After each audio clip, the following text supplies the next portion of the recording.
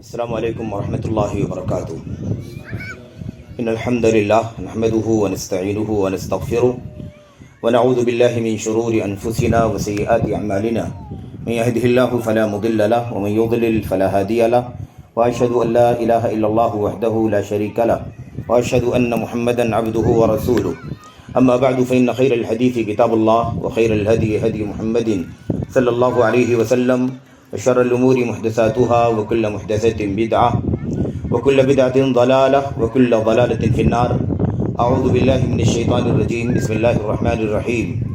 وما خلقت الجن والانس الا ليعبدون، وقال عز من قائل وما يؤمن اكثرهم بالله الا وهم مشركون، وقال النبي صلی اللہ علیہ وسلم يقول الله سبحانه وتعالى إني خلقت عبادي حنفاء كلهم ثم أتتهم الشياطين فاجتالتهم عن دينهم وأمرتهم أن يشركوا بي ما لم أنزل به سلطانا، إلى آخر ما قال النبي صلی اللہ علیہ وسلم۔ جمعیت اہل حدیث رائے درگ کے قابل احترام ذمہ داران اراکین، اسی طرح سے معزز مکرم مہمانان گرامی قدر، اسی طرح اسٹیج پر تشریف فرما قابل قدر علماء فضلاء رائے درگ کے، اسی طرح سے اطراف کے جوانب کے ہمارے معزز فضلاء علماء جو یہاں تشریف لائے ہیں، اسی طرح سے خصوصیت کے ساتھ یہاں جو جماعت کا بہت ہی زیادہ نمائندہ دینی تعلیمی ادارہ ہے، جامعہ محمدیہ عربیہ رائے درگ کے نام سے جانا جاتا ہے، اس کے منتظمین، اراکین، اساتذہ کرام اور وہاں کے طلباء جو یہاں پر شریک ہیں، آپ تمام قابل احترام بزرگوں، قابل احترام ماں اور بہنوں، نوجوان ساتھیوں، عزیزوں، آج کے اس اجتماع عام میں جو چند باتیں بہت مختصر وقت میں آپ کے سامنے رکھنی ہیں، وہ اللہ تبارک و تعالیٰ کی توفیق سے عقائد میں جو انحرافات اور گمراہیاں پائی جاتی ہیں اس کا تذکرہ آپ کے سامنے کرنا ہے، اور خصوصیت کے ساتھ عقیدے میں جو انحراف یا گمراہیاں خواتین میں خاص طور پر پائی جاتی ہیں انہیں اس تناظر میں کچھ باتیں سمجھانی ہے، نصیحت کرنی ہے۔ دعا کرتے ہیں کہ اللہ تبارک و تعالیٰ مختصر وقت میں چند باتیں اپنے آپ کو سمجھانے کے لیے اور آپ تمام احباب تک، بہنوں تک، بھائیوں تک پہنچانے کے لیے عرض کرنے کی توفیق عطا فرمائے، اور اللہ عز و جل ہمیں اور آپ کو ان باتوں پر بہت ہی زیادہ سنجیدگی کے ساتھ غور کرنے، عمل کرنے کی توفیق عطا فرمائے، آمین رب العالمین۔ میرے بھائیوں، میرے بزرگوں، عقیدے کا انحراف یا عقیدے کی گمراہیاں اور خواتین یا ہماری خواتین، یہ عنوان ہے آج کا، اور میں بہت ہی مختصر وقت میں کچھ باتیں عرض کرنا چاہوں گا۔ دیکھیں، سب سے پہلے تو ہمیں یہ جاننا ہے کہ اسلامی عقیدہ کیا ہے۔ قرآن کریم، اللہ کی کتاب اور نبی کریم صلی اللہ علیہ وسلم کی آیتوں میں، حدیثوں میں، ان نصوص میں اسلامی عقیدہ جو ہے وہ مجموعی طور پر 6 چیزوں پر مشتمل ہے۔ عقیدہ اسلام اگر ہم کہیں، اسلامی عقائد اگر ہم کہیں تو وہ 6 چیزیں ہیں بنیادی طور پر، جس کو ہم اور آپ ایمان کے 6 ارکان کے نام سے جانتے ہیں۔ آمنت باللہ وملائکتہ وکتبہ ورسلہ وبالیوم الآخر وبالقدر خیرہ وشرہ۔ اللہ تبارک و تعالیٰ پر ایمان، اس کے فرشتوں پر، اس کے رسولوں پر، اس کی کتابوں پر، تقدیر پر، خواہ وہ اچھی ہو، بری ہو، کڑوی ہو، میٹھی ہو، اور ایسے ہی مرنے کے بعد دوبارہ اٹھائے جانے پر، حساب و کتاب پر، جنت و جہنم پر، جس کو مجموعی طور پر یوم آخرت یا آخرت کہا جاتا ہے۔ یہ اسلامی عقائد ہے۔ اب اس کے اندر عقیدہ توحید جب ہم کہتے ہیں تو وہ پہلے والے رکن سے تعلق رکھتا ہے، یعنی اللہ تبارک و تعالیٰ کی وحدانیت سے متعلق عقیدہ، اللہ تبارک و تعالیٰ کو ایک ماننے سے متعلق عقیدہ، اللہ تبارک و تعالیٰ کی ذات میں، اس کی صفات میں اسے اکیلا سمجھنا، اس کے افعال میں اسے اکیلا سمجھنا، اس کے ساتھ نہ اس کی ذات میں، نہ اس کی صفات میں، نہ اس کے افعال میں، نہ اس کے اسماء میں، یا اس کی تمام تر خوبیوں میں سے، تمام تر صفات میں سے کسی بھی چیز میں شریک نہ ٹھہرانا۔ یہ عقیدہ توحید ہے جو آمنت باللہ، اللہ تبارک و تعالیٰ پر میں ایمان لایا۔ اللہ تبارک و تعالیٰ پر ایمان لانے کا جو پہلا رکن ہے اسی کو عقیدہ توحید کہتے ہیں، ورنہ اسلامی عقائد کل 6 چیزوں پر مشتمل ہے، اور یہ ایک ایک چیز بہت زیادہ تفصیلات پر مشتمل ہے۔ ایک چیز، اب مثال کے طور پر ایمان باللہ جس کو ہم کہتے ہیں، اللہ تبارک و تعالیٰ کی توحید کا عقیدہ، یہ خود بہت زیادہ تفصیلات، توحید کے سارے ابواب، ساری باتیں، ساری کتابیں، چھوٹی ہوں بڑی ہوں، جلدوں میں ہوں، اس کا تعلق ربوبیت سے ہو، الوہیت سے ہو، اسماء و صفات سے ہو، اسماء و صفات کے باب میں جو گمراہ فرقے ہیں ان سے متعلق ہو، یہ ساری کی ساری چیزیں سب کی سب اللہ تبارک و تعالیٰ کے عقیدے توحید سے تعلق رکھتی ہیں۔ تو عقیدے میں گمراہیاں، اب اس میں دیکھا جائے تو 6 چیزوں میں جو گمراہیاں ہیں اس پر گفتگو ہونی چاہیے، لیکن عام طور پر جو زیادہ پیچیدہ مسئلہ ہے، زیادہ دشوار گزار مسئلہ ہے، وہ اللہ تبارک و تعالیٰ کی توحید سے متعلق جو عقیدہ ہمیں سکھایا گیا ہے قرآن کریم کی آیات میں، نبی کریم صلی اللہ علیہ وسلم کی سنتوں میں، امت کے اسلاف کی سیرت کے ذریعے سے جو اللہ تبارک و تعالیٰ کے بارے میں عقیدہ ہم تک پہنچا ہے، اس میں کون سی گمراہیاں پائی جاتی ہیں، گمراہیوں کے چند نمونے یا اس کے چند گوشوں کا تذکرہ آپ کے سامنے آئے، اور پھر اس کے بعد چند باتیں اس حوالے سے کہ خصوصیت کے ساتھ خواتین اسلام جو ہیں، ملت اسلامیہ کی جو ہماری مائیں ہیں، بہنیں ہیں، بیٹیاں ہیں، ان کے اندر خاص طور پر اس سلسلے میں بیداری کہ ان کے یہاں بھی عقیدے کا انحراف پایا جاتا ہے، ان کے یہاں عقیدے توحید کے اندر خصوصیت کے ساتھ بہت ساری ضلالتیں، بہت ساری گڑبڑیاں اور بہت ساری بے اعتدالیاں پائی جاتی ہیں۔ اس کے بہت سارے اسباب بھی ہو سکتے ہیں، لیکن یہ بہت ہی مشترک بات ہے میرے بھائیوں کہ ملک کے کسی بھی گوشے میں چلے جائیں، بلکہ دنیا کے کسی بھی خطے میں چلے جائیں، تو خواتین کا مسئلہ خصوصیت کے ساتھ عقیدے کے باب میں زیادہ اہمیت کا حامل اس اعتبار سے ہے کہ وہ ایک فطری طور پر کمزور ہیں، ان کے یہاں کم صبر ہے، ان کے یہاں جزا فضا زیادہ ہے، ان کے یہاں علم کی کمزوری ہے، ان کے یہاں بہت زیادہ کہہ لیجئے کہ عاطفہ ہے، جذباتیت ہے۔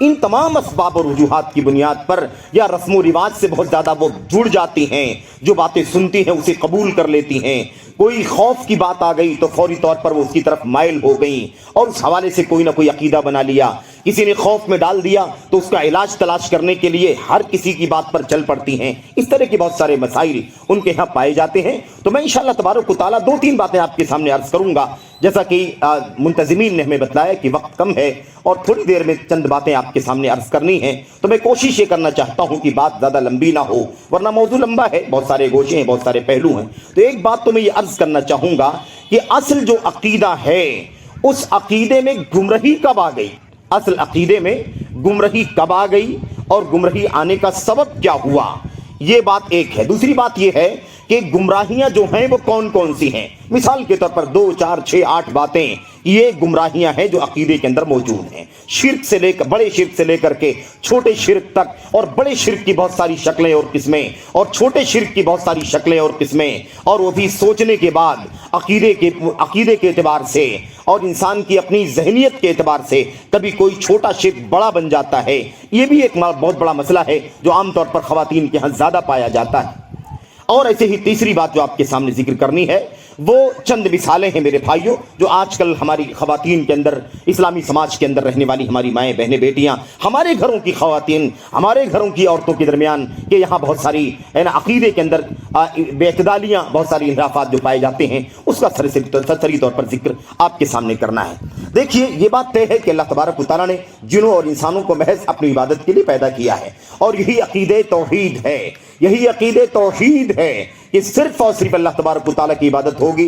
رکوع ہے، سجدہ ہے، قیام ہے، طواف ہے، دعا ہے، نظر و نیاز ہے، قربانی ہے، کوئی بھی عبادت چھوٹی ہو یا بڑی ہو، وہ صرف اور صرف اللہ تبارک و تعالیٰ کے لیے خاص ہے۔ اللہ تعالیٰ کے سوا کسی اور کے لیے، خواہ وہ مچھی، مچھر اور مکھی ہو یا کوئی نبی اور ولی اور فرشتہ کیوں نہ ہو، اللہ کے حق کا کوئی ایک ذرہ بھی کسی غیر اللہ کے لیے ہم نہیں صرف کر سکتے۔ یہ عقیدے توحید ہے میرے بھائیوں۔ اسی بات کو قرآن کریم کی آیات میں مختلف پیرائے سے سمجھایا گیا ہے۔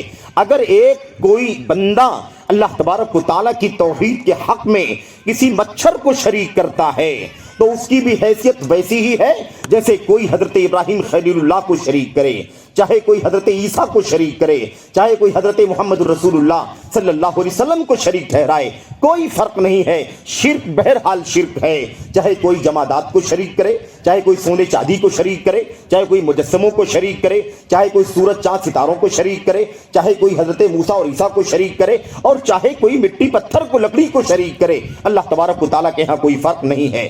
میرے بھائیوں، اسی بات کو بار بار سمجھایا گیا، اور قرآن کریم کی شاید کوئی آیت کریمہ ایسی نہیں ہوگی جس سے کسی نہ کسی طرح سے اسی توحید کا پیغام نہ نکلتا ہو.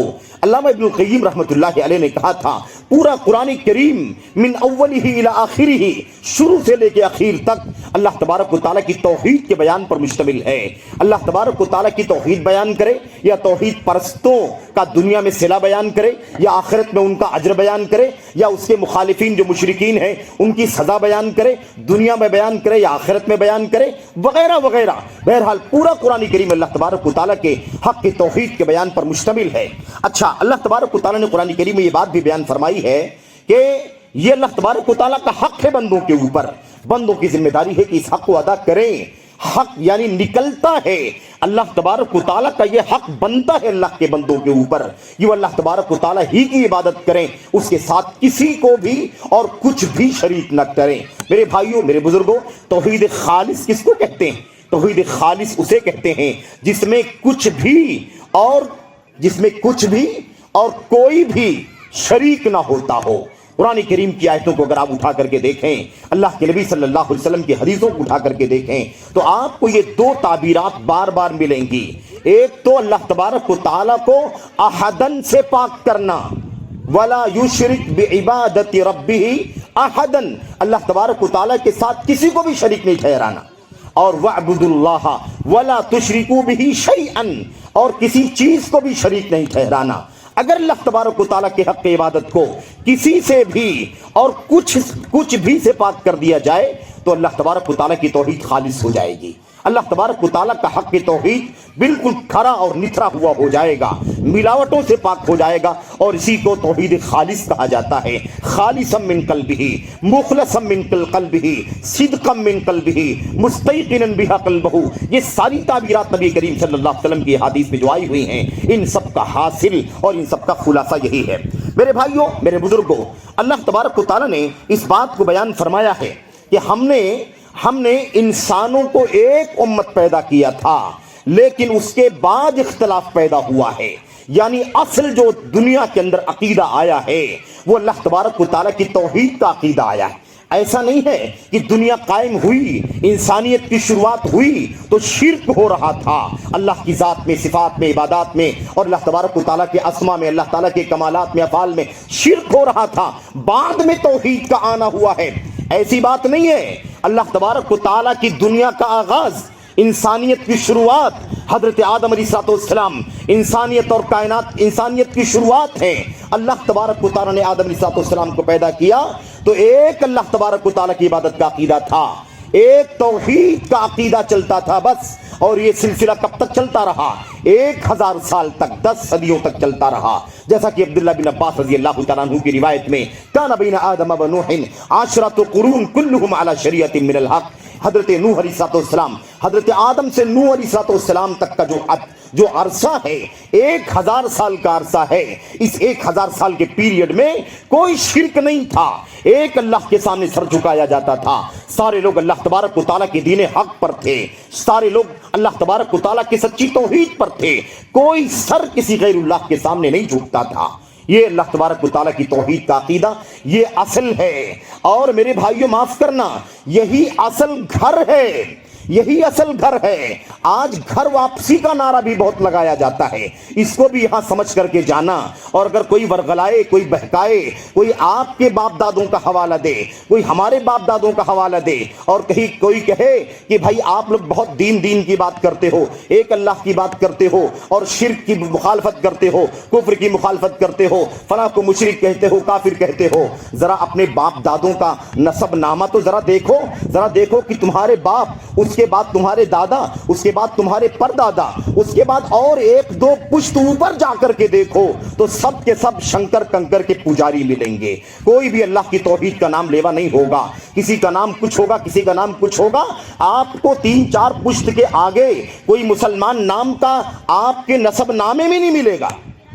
تو آج اسی لیے کہا جاتا ہے کہ گھر واپسی کرنے کی ضرورت ہے، گھر واپسی کرنے کی ضرورت ہے۔ یعنی تمہارے باپ دادا جب مشرک تھے 2-3-4 پشتوں کے بعد، تو تم کیوں ایک اللہ کی بات کرتے ہو؟ تم کیوں بار بار توحید کی بات کرتے ہو؟ چلو سب کے سب گھر واپسی کر لیتے ہیں، یعنی سب کے سب اللہ تبارک و تعالیٰ کی وحدانیت کو چھوڑ کر کے مشرکوں کا عقیدہ، میرے بھائیوں بت پرستی کا عقیدہ قبول کر لیتے ہیں۔ تو ان لوگوں کو ذرا سمجھانا، محبت کے ساتھ سمجھانا۔ افسوس ہے یہ نادان ہیں۔ یا لیت قومی یعلمون بما غفر لی ربی اللہم اہد قومی فانہم لا یعلمون۔ میری قوم کے لوگ نہیں جانتے اللہ تبارک و تعالیٰ، انہیں ہدایت دے دے، انہیں سمجھداری عطا فرما دے۔ اس لیے ذرا پیار سے کہنا، ناراض ہو کر کے بات نہیں کرنا، انہیں سمجھانا ہم تمہارے ساتھ ہیں، گھر واپسی کی بات تو تم کرتے ہو، ہم تمہارے ساتھ ہیں، لیکن آؤ سمجھتے ہیں کہ ہمارا اور آپ کا سب کا گھر ہے کہاں، اصل گھر کہاں ہے جس کی واپسی آپ کو بھی کرنی چاہیے، ہم کو بھی کرنی چاہیے۔ پتہ لگا لیتے ہیں کہ گھر کہاں ہے،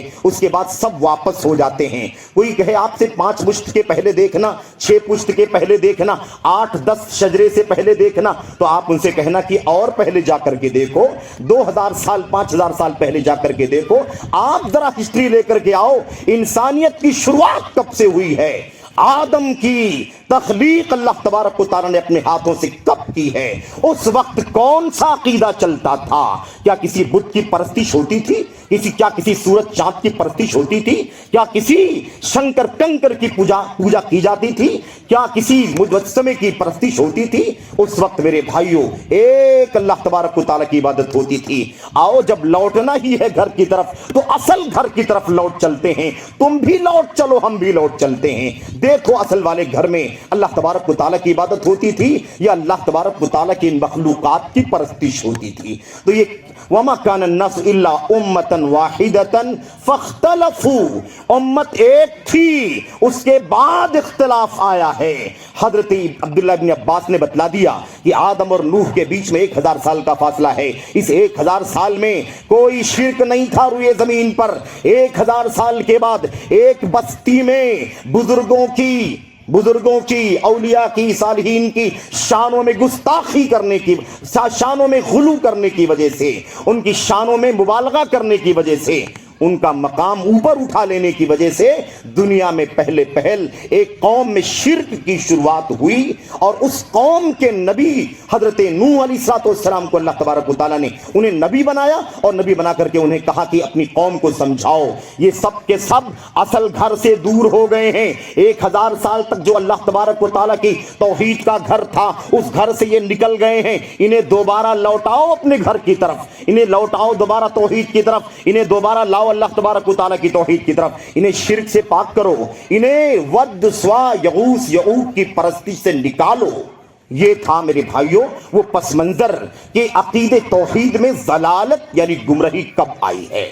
اور یہ مسئلہ بھی واضح ہو گیا کہ گھر واپسی کی جو بات کرتے ہیں انہیں ہمیں کیسے سمجھانا چاہیے۔ اللہ کی تبارک و تعالیٰ نے ایک روایت ہے، صحیح مسلم شریف کی لمبی روایت ہے، اس کے اندر نبی کریم صلی اللہ علیہ وسلم فرماتے ہیں کہ اللہ تبارک و تعالیٰ فرماتا ہے انی خلقت عبادی حنفاء کلہم، میں نے اپنے سارے بندوں کو حنفاء پیدا کیا تھا، موحد پیدا کیا تھا، سارے لوگوں سے بائیکاٹ ہو کر کے ایک اللہ تبارک و تعالیٰ کی طرف مائل ہونے والا پیدا کیا تھا، سب سے قطع تعلق، سب سے دوری، سب سے بیزاری، ایک اللہ تبارک و تعالیٰ کی طرف مائل ہونے والا پیدا کیا تھا۔ یہ اللہ تبارک و تعالیٰ نے اپنے نبی علیہ السلام کو بتلایا، اللہ کے نبی نے ہمیں بتلایا۔ اللہ خود کہتا ہے کہ دنیا کی شروعات ہم نے شرک پر نہیں کی ہے، ہم نے دنیا کی شروعات اور اپنے سارے بندوں کو موحد پیدا کیا، حنفاء پیدا کیا۔ ثم انہم اتتہم الشیاطین فاجتالتہم عن دینہم، اس کے بعد شیاطین ان کے پاس آئے، شیاطین آئے ان کے پاس، آئے، پہلے بھی آئے، آج بھی آ رہے ہیں، اور کل بھی مستقبل میں بھی آتے رہیں گے۔ یہ جناتی شیطان بھی ہیں اور انسانی شیطان بھی ہیں، من الجنۃ والناس۔ اللہ تبارک و تعالیٰ نے جو اللہ تعالیٰ کی مانے وہ تو ٹھیک ہے، جو نہ مانے وہ شیطان ہے، چاہے انسانوں میں سے ہو تو بھی شیطان، جناتوں میں سے ہو تو بھی شیطان، حیوانوں میں سے ہو تو بھی شیطان۔ جو اللہ تبارک و تعالیٰ کی نہ مانے وہ اللہ تبارک و تعالیٰ کی نگہ نظر میں یا اللہ تعالیٰ کی کتاب میں اور نبی کی سنت اور سلف کی زندگیوں کے اندر اسے کیا کہا جائے گا؟ شیطان، یعنی حد سے آگے بڑھنے والا، تجاوز کرنے والا، اپنے مالک کی بات نہ ماننے والا۔ اس کو کیا کہتے ہیں؟ شیطان کہتے ہیں۔ اللہ کے نبی صلی اللہ علیہ وسلم نے فرمایا، اللہ تعالیٰ فرماتا ہے پھر شیاطین آئے اور ان میرے بندوں کو کھینچا، انہیں بہکایا، انہیں ورغلایا، انہیں مختلف انداز کے وسوسوں کے ذریعے سے اپنی طرف مائل کیا، اور کیا ہو گیا؟ نتیجہ کیا ہو گیا میرے بھائیوں؟ فَاجْتَالَتْهُمْ عَنْ دِينِهِمْ، انہیں ان کے دین سے کھینچ لیا، وَأَمَرَتْهُمْ أَنْ يُشْرِكُوا بِي، اور ان شیاطین نے میرے بندوں کو حکم دیا کہ میرے ساتھ شرک کریں، ما لم انزل بہ سلطانہ، جس کی کوئی دلیل میں نے نہیں اتاری ہے۔ اور جاؤ دنیا میں ذرہ ذرہ اللہ کی توحید کا گواہ ہے، شرک کا ایک ذرہ بھی گواہی دینے والا آپ کو نہیں ملے گا۔ اگر کوئی کسی سے کہیں سے کسی صورت میں شرک کی دلیل نکال کر کے لاتا ہے، اس کے عقل کی کمزوری ہے اور اس کی بے توفیقی ہے، اس کا انحراف ہے کہ وہ کہیں کسی طرح سے شرک کی دلیل ڈھونڈ کر کے لے کر کے آتا ہے، ورنہ اللہ تبارک و تعالیٰ کی کائنات کا، اللہ کی شریعت کا ایک ذرہ بھی اللہ تبارک و تعالیٰ کی شرک پر دلالت نہیں کرتا۔ میرے بھائیو یہ صاف ہے کہ شیاطین نے ورغلایا، اور وہ حدیث بھی فطرت والی جو روایت ہے کہ میں نے جب بچہ پیدا ہوتا ہے تو فطرت اسلام پر پیدا ہوتا ہے، ایک اللہ کی توحید پر کے عقیدے پر پیدا ہوتا ہے، اس کے بعد اس کے ماں باپ جیسے ہوتے ہیں ویسے اسے بنا دیتے ہیں، اگر یہودی ہوتے ہیں تو یہودی، عیسائی ہوتے ہیں عیسائی، مجوسی ہوتے ہیں مجوسی۔ علماء کہتے ہیں کہ یہاں اللہ کے نبی نے یہ نہیں فرمایا کہ ماں باپ مسلمان ہوتے ہیں تو مسلمان بنا لیتے، کیوں؟ اس لیے کہ مسلمان تو پیدا ہی ہوا پہلے سے، یہ بولنے کی ضرورت نہیں ہے کہ ماں باپ مسلمان ہوتے ہیں تو مسلمان بنا دیتے۔ میرے بھائیوں میرے بزرگوں، یہ بہرحال یہ چند باتیں تھیں اصل عقیدہ، جو عقیدہ ہے اصل، اس عقیدے کے حوالے سے۔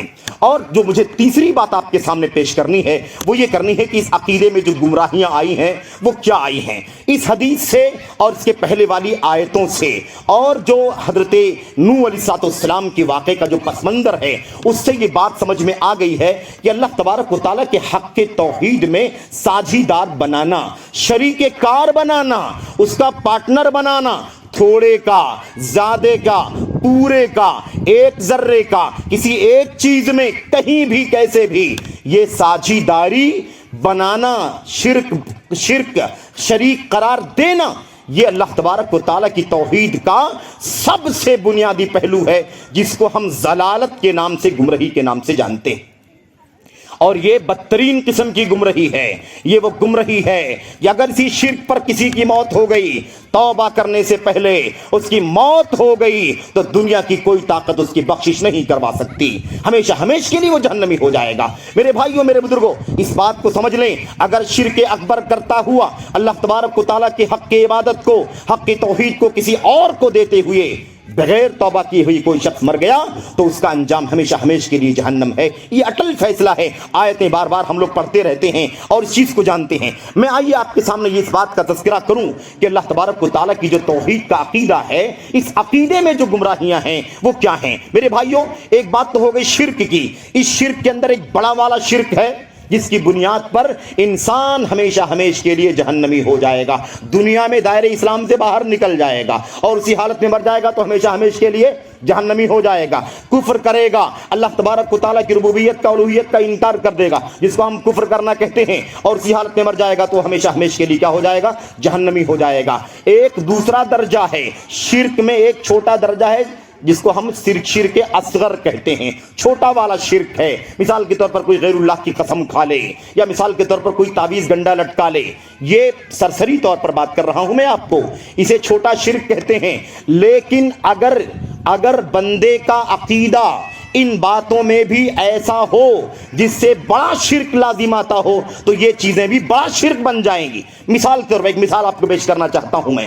مثال کے طور پر میرے بھائیوں، اگر کوئی غیر اللہ کا سجدہ کرے، غیر اللہ کے لیے نماز پڑھے، غیر اللہ کے لیے رکوع کرے، یا اللہ تبارک و تعالیٰ کے سوا کسی اور کے در پر سر ٹیکے، کسی اور کے سامنے ہاتھ پھیلائے مانگے، مثال کے طور پر یہ سارے کام کرے، تو ایسی صورت میں یہ تو شرک اکبر ہے۔ اللہ کے سوا کسی اور کے لیے قربانی کرے، اللہ تبارک و تعالیٰ کے سوا کسی اور کے نام پر ذبیحہ ذبح کرے، یہ سب کیا ہوگا؟ یہ سب کا سب شرک اکبر ہے۔ اس حالت میں مر جانے والا بغیر توبہ کے جہنمی ہو جائے گا، ہمیشہ ہمیشہ کے لیے جہنمی۔ چھوٹے شرک کی مثالوں میں سے مثال کے طور پر میرے بھائیوں ایک مثال کیا ہے؟ ایک مثال ہے، اور خاص طور پر قابل احترام مائیں بہنیں بھی اس بات کو سنیں۔ چھوٹا شرک مثال کے طور پر تعویذ لٹکانا ہے، تعویذ لٹکانا۔ ایک آدمی دھاگا لیتا ہے, دھاگے کے اندر کوئی مثال کے طور پر کاغذ لے کر کے اس پر آیتیں لکھتا ہے, یا آیتوں کے علاوہ کوئی جنتر منتر لکھتا ہے, اولیاء کا, صالحین کا, فرشتوں کا, جنوں کا وغیرہ وغیرہ کا نام لکھتا ہے, یا ایسے ہی خالی پیج لپیٹ کر کے اس دھاگے کے اندر اور کپڑے کو سل کر کے گلے میں لٹکا لیتا ہے, کوئی دے دیتا ہے یا وہ خود بنا کر کے لٹکا لیتا ہے. اب دو چیزیں ہیں, یہ تعویذ اگر وہ یہ سمجھتا ہے کہ شفا دینے والا اللہ تبارک و تعالیٰ ہے, شفا دینے والا اللہ تبارک و تعالیٰ ہے, لیکن یہ جو میں لٹکا رہا ہوں تعویذ یہ صرف اور صرف شفا ملنے کا سبب, یہ صرف اور صرف کیا ہے, شفا ملنے کا سبب ہے. اصل شفا دینے والا کون ہے؟ اللہ تبارک و تعالیٰ ہے. تو اس کو ہم شرک اصغر کہیں گے, چھوٹا والا شرک. کیوں؟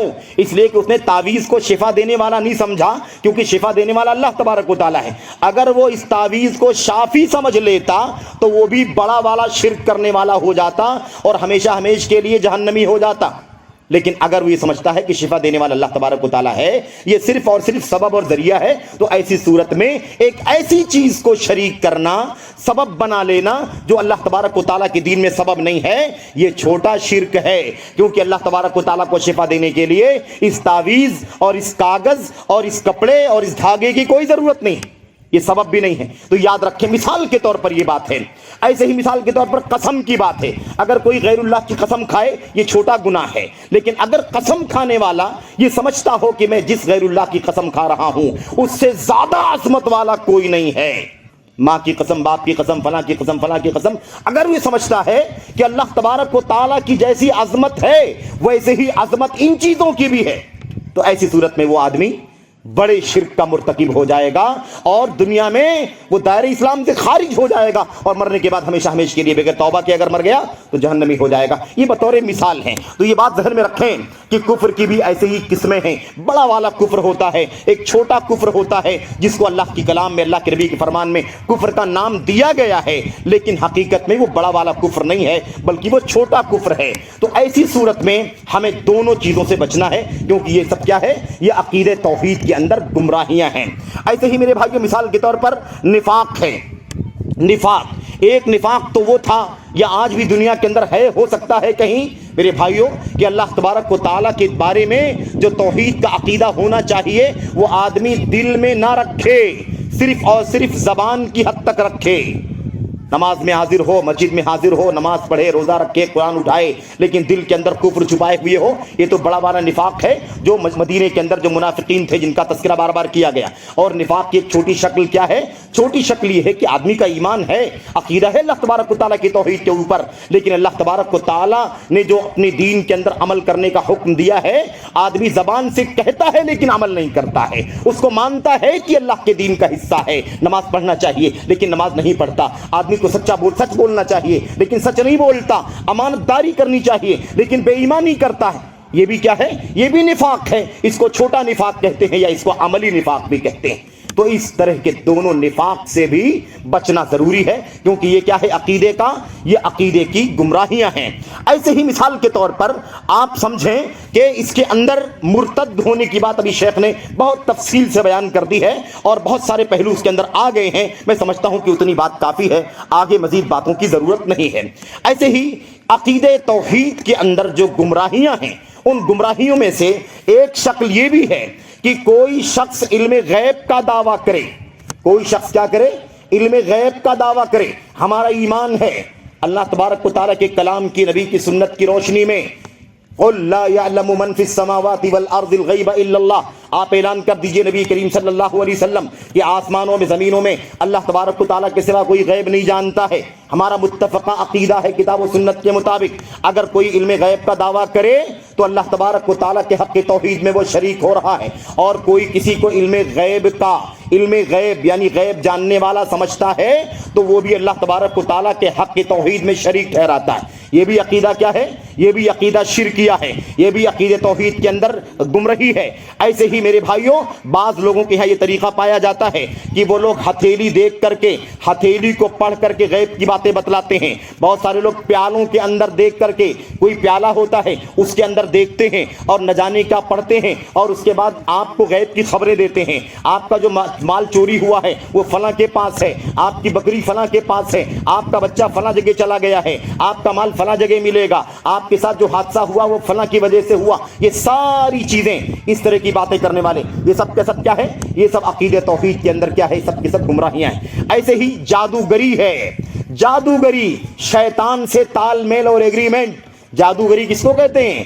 جادوگر اور شیطان کے بیچ کا معاہدہ، جادوگر اور شیطان کے بیچ کا معاہدہ، یعنی شیطان جادوگر سے یہ کہتا ہے کہ تم میرا کام کرو گے، میں تمہارا کام کروں گا، تم میرا سجدہ کرو، اللہ کا کفر کرو، قرآن کریم کو پیر سے روندو، قرآن کریم پر پیشاب کرو نعوذ باللہ، یا اللہ تبارک و تعالیٰ کو گالی دو، یا نبی کریم صلی اللہ علیہ وسلم کو گالی دو وغیرہ، اس طرح کے کام کفریہ کرواتا ہے وہ، اور اس کے بعد کہتا ہے یہ جب تو کرے گا میری بات مانے گا تو جو تو کہے گا میں تیری ساری باتوں کو مانوں گا۔ اسی ایگریمنٹ کا نام جادوگری ہے، اسی ایگریمنٹ کا نام سحر ہے۔ یہ بھی کیا ہے میرے بھائیوں؟ گناہ کبیرہ میں سے ہے، اور اللہ تبارک و تعالیٰ کے حق توحید میں شرک ہے۔ ایسے ہی کہانت ہے، یعنی غیب کی خبریں دینا، یہ بھی کہانت اسی کی ایک شکل ہے۔ عرافہ، یہ بھی اسی سے ملتی جلتی ایک شکل ہے۔ یہ سب کی سب چیزیں کیا ہیں؟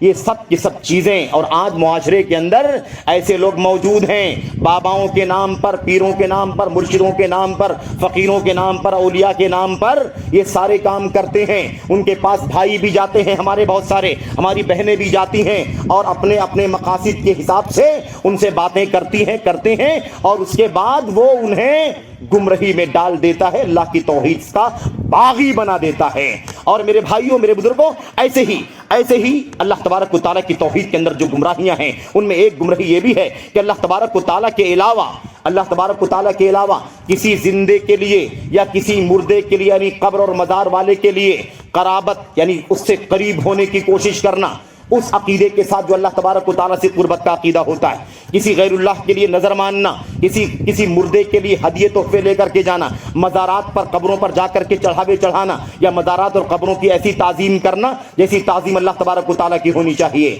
یا ان قبروں مزاروں میں مدفون لوگوں سے یا زندہ اللہ تبارک و تعالیٰ کے بندوں سے ایسی محبت کرنا جیسی محبت اللہ تبارک و تعالیٰ سے ہونی چاہیے۔ یہ ساری کی ساری چیزیں کیا ہیں؟ یہ سب کے سب اللہ تبارک و تعالیٰ کی توحید کے اندر گمراہیوں کا حصہ ہے۔ ایسے ہی بہت سارے لوگ آج بھی یادگار کے نام پر اپنے گھروں میں مجسمے اگر مسلمان نہیں لا کے رکھتا ہے، ایک طبقہ تو مسلمان کہلانے والے ہمارے ان بھائیوں کا ہے جو قبروں مزاروں سے برابر جڑا رہتا ہے، اور ان کے پاس جو ان کے اولیاء اور صالحین ہیں ان کی تصویروں کو، ان کے مجسموں کو بھی لا کر کے رکھتا ہے۔ اور جیسے میرے بھائیوں غیر لوگ اپنی تصویروں پر مالے چڑھاتے ہیں، ایسے وہ بھی اپنے اولیاء اور صالحین بزرگوں کے نام پر یا ان کی تصویروں پر مالے چڑھاتے ہیں۔ آپ نے ان کو بھی دیکھا ہوگا جو نبی کریم صلی اللہ علیہ وسلم کی میرے بھائیوں فرضی جوتے کے اوپر بھی میرے بھائیوں مالے چڑھاتے ہیں، یا اس کی تصویر کو نبی کے جوتے کے نام پر، یا آپ کے جوتے نعل مبارک کی تصویر ہے اس کو اپنے سر پر تبرک کے نام پر لے کر کے چلتے ہیں۔ یہ سارے عقیدے شرکیاں ہیں اور اللہ تبارک و تعالیٰ کی توحید کے ساتھ میں میرے بھائیوں بغاوت ہیں۔ ایسے ہی آپ نے دیکھا ہوگا کہ بہت سارے لوگ اللہ تبارک و تعالیٰ کے دین کا مذاق اڑاتے ہیں، اللہ تبارک و تعالیٰ کے دین کا مذاق اڑاتے ہیں،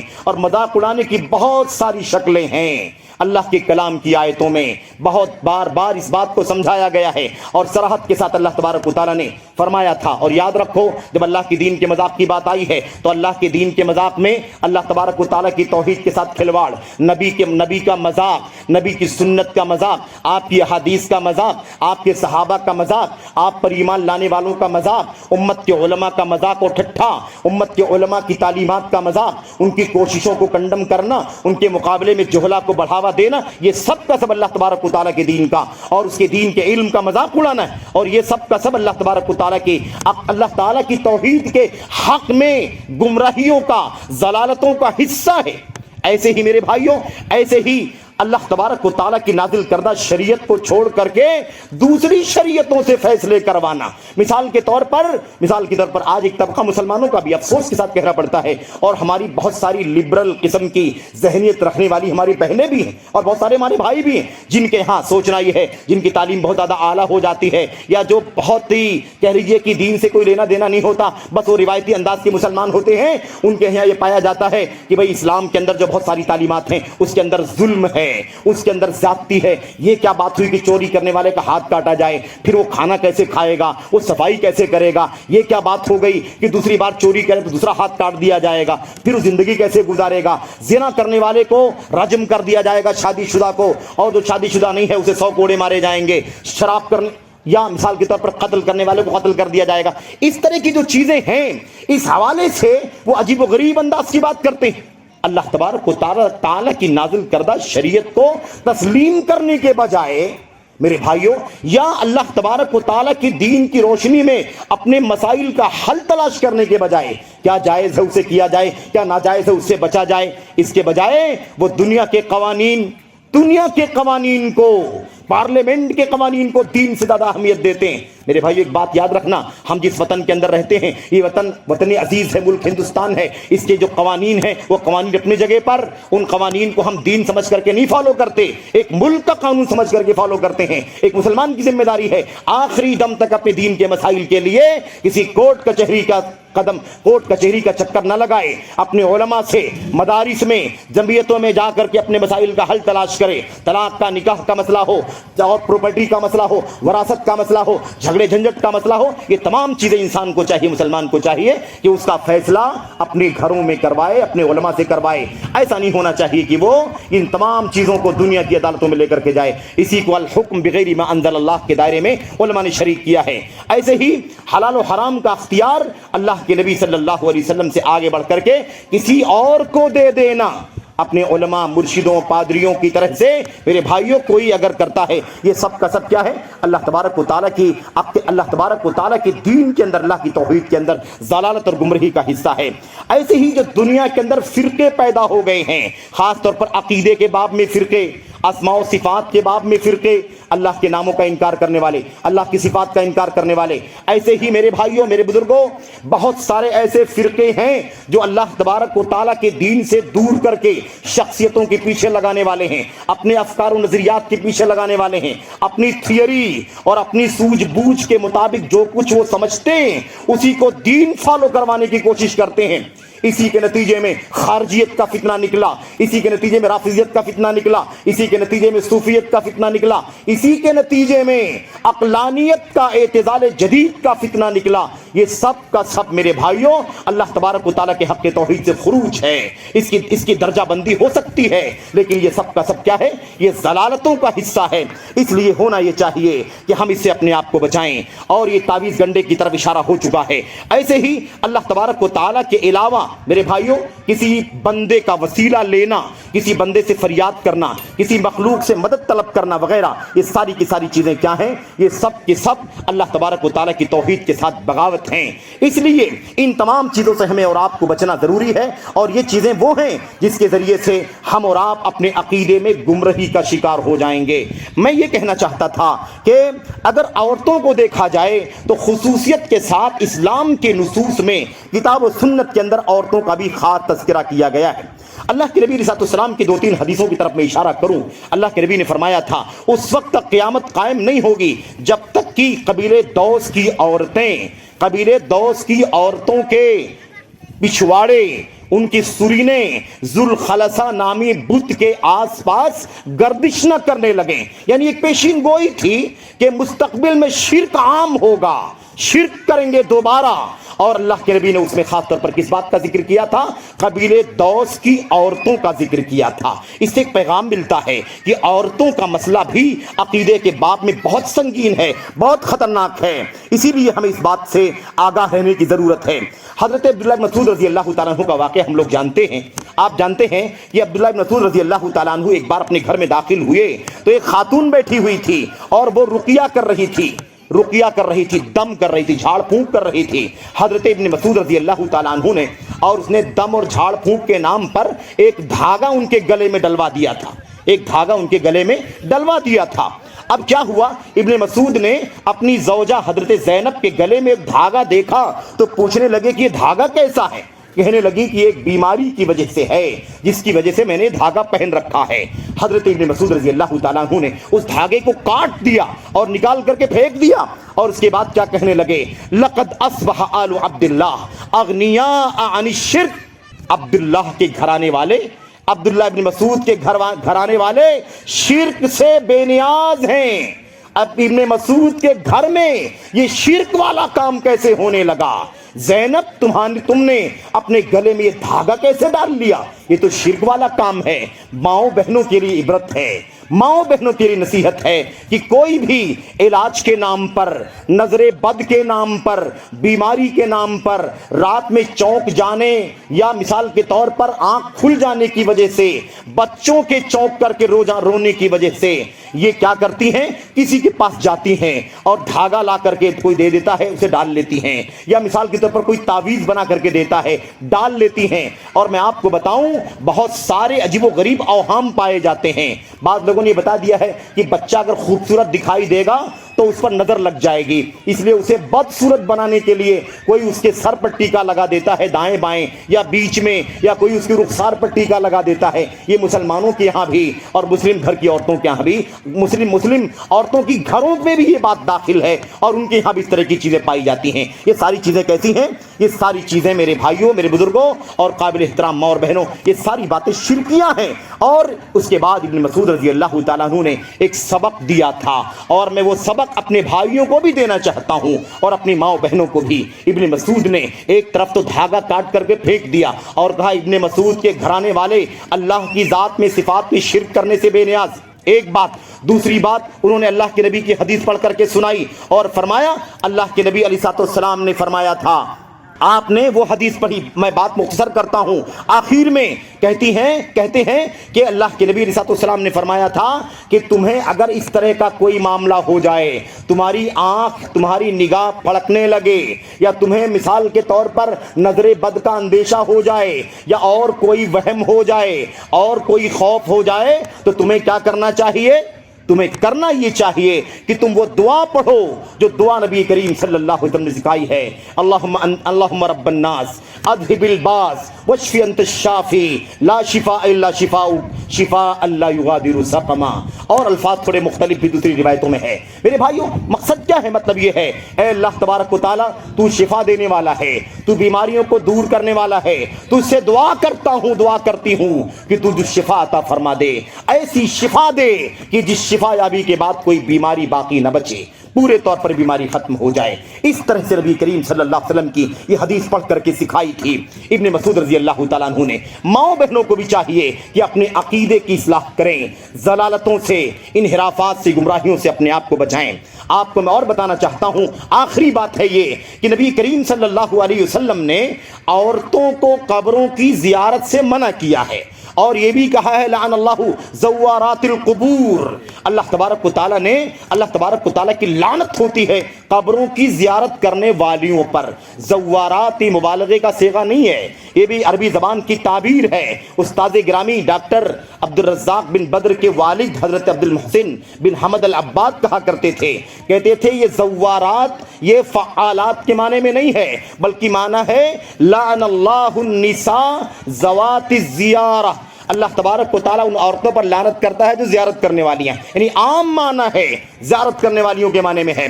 اس لیے آپ سوچیں کہ کیوں قبروں کی زیارت کرنے سے منع کیا گیا عورتوں کو؟ کیونکہ عقیدے کا خطرہ ہے، عقیدے میں بگاڑ آنے کا خطرہ ہے، گمراہی کا خطرہ ہے، کیونکہ ان کے ہاں صبر کم پایا جاتا ہے، جزا فضا زیادہ پایا جاتا ہے، ان کے یہاں بے صبری زیادہ ہوتی ہے، جذباتیت زیادہ ہوتی ہے۔ وہ قبروں کی زیارت کرنے جائیں گی تو رونا دھونا شروع کر دیں گی، اور ہو سکتا ہے کہ اس سے آگے بڑھ کر کے عقیدے کو تباہ کرنے والا کوئی قدم نہ اٹھا لیں۔ ایسے ہی عقیدے کے اندر جو انحراف اور جو گمراہی پائی جاتی ہے، اس حوالے سے ایک بات میں اور عرض کر دینا چاہتا ہوں، وہ یہ ہے کہ ہماری مائیں بہنیں اس بات کو سمجھیں۔ ایک مرتبہ نبی کریم صلی اللہ علیہ وسلم کی زوجہ ام المؤمنین عائشہ صدیقہ رضی اللہ تعالیٰ عنہا سے ان کی خادمہ نے سوال کیا، پوچھا، کہنے لگی، یہ بتاؤ ام المؤمنین عائشہ کہ ہم جب ماہواری کی حالت میں ہوتی ہیں، ایام حیض میں ہوتی ہیں، 2 بھی 4-6 دن اس سے کم زیادہ، تو ایسی صورت میں ہم نمازوں کی قضا، نمازیں چھوڑ دیتی ہیں، روزہ بھی چھوڑ دیتی ہیں، اس حالت میں نماز بھی نہیں پڑھنا، روزہ بھی نہیں رکھنا، لیکن بعد میں ہم روزوں کی قضا تو کرتی ہیں لیکن نماز کی قضا نہیں کرتی ہیں، کیا وجہ ہے؟ یہ بات ہماری عقل میں نہیں آ رہی۔ بات سمجھ میں کچھ نہیں آ رہی ہے. کیا بات ہے کہ ہم روزوں کی قضا تو کرتی ہیں بعد میں, جتنے روزے چھوٹ جاتے ہیں, لیکن نمازوں کی قضا نہیں کرتی ہیں. اس کے پیچھے کیا وجہ ہے؟ میں بتانا یہ چاہتا ہوں کہ عورتوں میں عقیدے کا انحراف کیسے آتا ہے, عقیدے کی گمراہیاں کیسے کیسے آ سکتی ہیں, یہ اس کے احادیث کے اندر کے نمونے. حضرت ام المومنین عائشہ صدیقہ رضی اللہ تعالیٰ عنہ نے کیا کہا؟ انہوں نے جواب دینے سے پہلے کہا احروریۃ انتی, یہ کیسا سوال تم کر رہی ہو؟ کیا تم حروریہ ہو؟ حروریہ دراصل شیعوں کا ایک نام ہے. بہت مختصر طور پر اگر بات سمجھنا چاہیں تو شیعوں کا ایک نام ہے. وہ کہنے لگی کیا تم حروریہ ہو؟ یہ سوال کیوں کر رہی ہو؟ یعنی عقل کا استعمال تمہیں دین میں, شریعت میں نہیں کرنا, بلکہ جیسے حکم اللہ کی طرف سے آیا ہے ویسے ہی تمہیں مان لینا ہے. اس کے بعد کہنے لگی, جب انہوں نے کہا کیا تم حروریہ ہو, تو انہوں نے جواب دیا لست حروریہ ولکنی اسأل, میں حروریہ نہیں ہوں, بس سوال کر رہی ہوں تاکہ مسئلے کا جواب مجھے معلوم پڑ جائے. اس کے بعد حضرت ام المومنین عائشہ رضی اللہ تعالیٰ عنہ نے بتلایا, کہا دیکھو مسئلہ صرف اتنا سا ہے کہ ہم جب نبی کریم صلی اللہ علیہ وسلم کے زمانے میں, ان کے دور میں ہمیں جب حیض آیا کرتا تھا تو ہمیں اللہ کے نبی کی طرف سے یہ حکم دیا جاتا تھا کہ روزے بھی چھوڑ دیں اور نمازیں بھی چھوڑ دیں, اور بعد میں جب پاک ہو جائیں تو روزوں کی قضا کریں اور نمازوں کی قضا نہ کریں. اس لیے ہم روزوں کی قضا کرتی ہیں, نمازوں کی قضا نہیں کرتی ہیں. اب ہمیں اس میں اپنی عقل کا گھوڑا دوڑانے کی کوئی ضرورت نہیں ہے. آج کل کا دور عقل پرستی کا دور ہے, عقلانیت کا دور ہے. ہر چیز میں آدمی اپنی عقل گھسیڑنے کی کوشش کرتا ہے. دیکھو آج دنیا کے اندر عقل پرستوں نے کیا گل کھلا رکھا ہے. یہ میرے بھائیو بات لمبی ہو جائے گی. یہ خارجیت عقل پرستی کے نتیجے میں ہے, یہ رافضیت عقل پرستی کے نتیجے میں ہے, اور اس طرح کے جو آج دنگے, فساد, فتنے, تکفیر, تضلیل اور پورے اسلامی معاشرے کو جاہلی معاشرہ کہنے کی جو بات ہے, یہ سب کا سب اپنی ناقص عقل کا نتیجہ ہے. اللہ تبارک و تعالیٰ کے اسماء و صفات کا انکار عقلانیت کا نتیجہ ہے. قرآن کریم کے اندر, سنت کے اندر آئے ہوئے نبیوں کے معجزات کا انکار, یہ سب کا سب عقل پرستی کا نتیجہ ہے. اور یہ ساری کی ساری چیزیں کہاں سے آتی ہیں؟ احروریۃ انتی. اس نقطے کو سمجھنے سے یہ بات سمجھ میں آ جاتی ہے. بہرحال باتیں بہت ساری ہیں اور میں نہیں چاہتا بات لمبی کروں, کیونکہ وقت ویسے بھی بہت زیادہ ہو چکا ہے اور موضوع ویسے بھی لمبا ہے, اور ہماری ذرا مجبوری بھی ہے کہ ہم مختصر میں بات کم کر پاتے ہیں اور زیادہ وقت درکار ہوتا ہے. اس لیے میں ذمہ داروں سے معذرت بھی چاہتا ہوں. گفتگو بہت ساری باتیں ہی تھیں اور نہیں ہو سکی, اور میں اسی بات پر اپنی گفتگو ختم کر دینا چاہتا ہوں اس دعا کے ساتھ کہ اللہ تبارک و تعالی عقیدے کے باب میں جو انحرافات ہیں, جو گمراہیاں ہیں, ان سے تمام لوگوں کو اللہ تبارک و تعالی بچنے کی توفیق عطا فرمائے, مردوں کو بھی اور خاص طور پر عورتوں کو.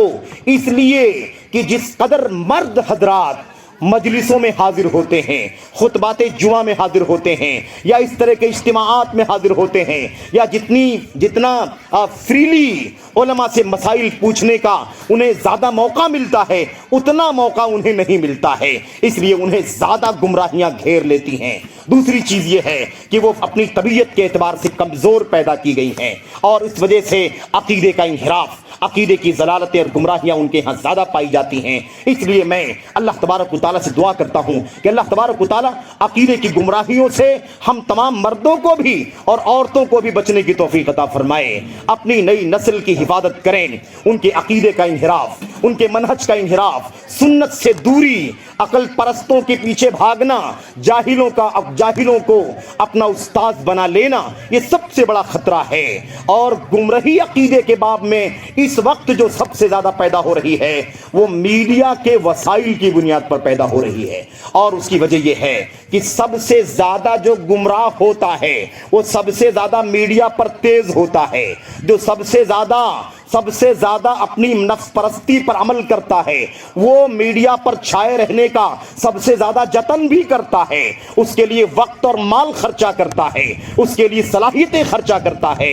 نہ اسے ریاکاری کا خوف ہے, نہ اسے دکھاوے کا اندیشہ ہے, نہ اسے شرم ہے اللہ تبارک و تعالیٰ سے, نہ اسے حیا ہے اللہ تبارک و تعالیٰ کے بندوں سے. اسے تو اپنی دنیا اور اپنا مقصد عزیز ہے, اس لیے وہ ہر طرح کا جتن کرتے ہیں. اور ہم سوشل میڈیا سے جڑنے والے لوگ ہیں. آج کی حالت ایسی ہی ہے, شیخ نے بھی اشارہ کیا کہ سوشل میڈیا کے ذریعے سے ہر ایک मतलब हर तरह की बातों से जुड़ा हुआ है। मेरे भाइयों, सोशल मीडिया का प्लेटफॉर्म एक अखाड़ा है, मैदान है चटियल, हर तरह के लोग उसके ऊपर मौजूद हैं। अब ये रहनुमाई कौन करेगा कि आप किससे राब्ता करें, किसको सुने, किससे आप मसाइल पूछें, किससे इस्तिफादा करें, किसको आप सब्सक्राइब करें, किसकी दुरूस का आप हिस्सा बने, ये तफरीक कौन करेगा और कौन समझाएगा? कोई मानने को तैयार नहीं है। शोहरत की बुनियाद पर फैसले किए जाते हैं। जो जितना मशहूर है उतना ही ज्यादा मोतबर है। मेरे भाइयों, ये पैमाना चल रहा है, जो जितना ज्यादा है वो उतना ही ज्यादा मोतबर है। ये पैमाना मेरे भाइयों जाहिली पैमाना है, कुफ्फार का पैमाना है, जो मुसलमानों में डर आया है और ये लोग उसका बुनियादी सबब हैं। अल्लाह तबारक व तआला से दुआ करते हैं कि अल्लाह तबारक व तआला जमीयत अहले हदीस राय दुर्ग के जिम्मेदारान को मजीद हिम्मत और हौसला अता फरमाए। उनके यहाँ के तमाम तर उलमा जो जमीयत और जमात से मुंसलिक हैं, या यहाँ के अजीम शान जामिया से मुंसलिक हैं, या और दीगर शोबों से जो जुड़े हुए हैं, अल्लाह तबारक व तआला तमाम उलमा की अल्लाह तबारक व तआला हिफाजत फरमाए। इन उलमा के जरिए से जो भी दीन का मिशन का काम हो रहा है, अल्लाह तबारक व तआला उसमें बरकत अता फरमाए, उन्हें हिम्मत दे, हौसला दे, कुव्वत दे, और अल्लाह तबारक व तआला इस रास्ते में आने वाली तकलीफों से, अजियतों से, मुसीबतों से उनकी हिफाजत फरमाए। और अल्लाह ताला उम्मत के आवाम को, खास तौर पर नौजवानों को, नौजवान बच्चों को, बच्चियों को, आवामुन्नास को अपने मुस्तनद उलमा से जुड़ने की तौफीक अता फरमाए। ये हमारी माएँ बहनें न जाने किस किस से लिंक में हैं। मैंने अर्ज किया कि वक्त नहीं था, वरना मैं आपको वो मिसालें भी पेश करता कि किन किन बहनों ने कैसी कैसी बातें अपने टेलीफोन के रास्ते पर की हैं, किस किस से राब्ता करती हैं, और कैसे कैसे अकाईद बता करके लोग हमारी माओं को, बहनों को अकीदे में भी गुमराह करते हैं और मनहज और सुन्नत में भी गुमराह करते हैं। और अगर उन्हें दोबारा लौटने की, हक की तरफ, सदात की तरफ अगर अल्लाह तबारक व तआला तौफीक ना अता फरमाए, तो फिर अल्लाह तबारक व तआला ही उनके मुस्तकबिल को और उनके अंजाम कार को जानता है। अल्लाह तबारक व तआला से दुआ है कि अल्लाह अज़्ज़ व जल हमें हर तरह की ज़लालत से, गुमराही से, खास तौर पर अक़ीदा व मनहज की गुमराही से बचने की तौफीक अता फरमाए। आमीन रब्बल आलमीन। व सल्लल्लाहु वसल्लम व बारक अला नबीना मुहम्मद व अला आलिहि व सहबिहि अजमईन। अस्सलामु अलैकुम व रहमतुल्लाहि।